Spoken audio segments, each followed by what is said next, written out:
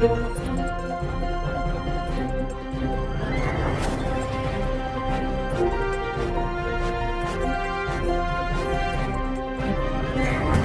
જોઈ રહ્યા છો પ્રજાના પ્રશ્નોને વાચા આપતું મિસ્ટર ગુજરાત ન્યૂઝ।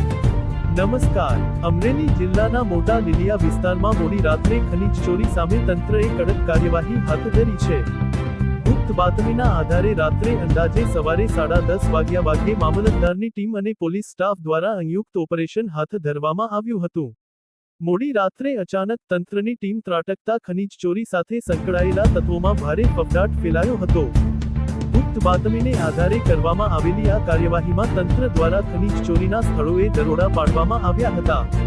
મોટા લીલિયા વિસ્તારમાં ખનીજ ચોરી સામે તંત્રના આ સપાટાથી ખનીજ માફિયાઓમાં દોડધામ મચી હોવાનું સામે આવ્યું છે। તંત્રની આ કડક કાર્યવાહીથી ગેરકાયદે ખનન અને ખનીજ ચોરી કરતા તત્વો પર લગામ કસાશે તેવી સ્થાનિકોમાં આશા જોવા મળી રહી છે। હવે સમગ્ર કાર્યવાહીમાં તંત્ર દ્વારા શું જપ્ત કરવામાં આવ્યું અને કેટલા લોકો સામે કાર્યવાહી થશે તેના પર સૌની નજર છે। રિપોર્ટર સરફરાઝ ખોખર, અમરેલી। સત્યતાની સાથે સ્પષ્ટ વાત। જી સાહેબ, આજ રોજ ખનીજ ચોરી વિરુદ્ધ આપે કાર્યવાહી કરી છે, શું કાર્યવાહી કરી વાત કરો ને? જી, આજ રોજ હું અને મારી ટીમ તાલુકાના લોકો તરફથી જે અસહ્ય ત્રાસ ડમ્પર ચાલકોનો હતો તેના અનુસંધાને વારંવાર અમને રજૂઆત આવતી હતી। તે અંગે અમોની ટીમ સાથે આજે રાત્રિના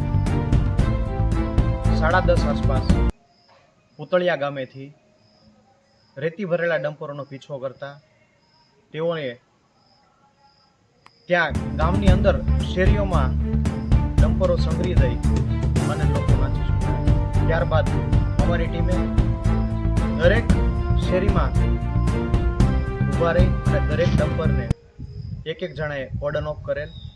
એમાં મારી ટીમ, હું અને સાથે પોલીસનો પણ સહકાર રહેલ છે, કેમ કે 112ને તાત્કાલિક આટલા બધા ડમ્પરોને એકસાથે પકડવા એ પણ અશક્ય હોય, એટલા માટે પોલીસનો પણ સાથે અમે સહયોગ માંગેલ છે અને તેઓ દ્વારા પણ અમને હેલ્પ કરવામાં આવેલ છે।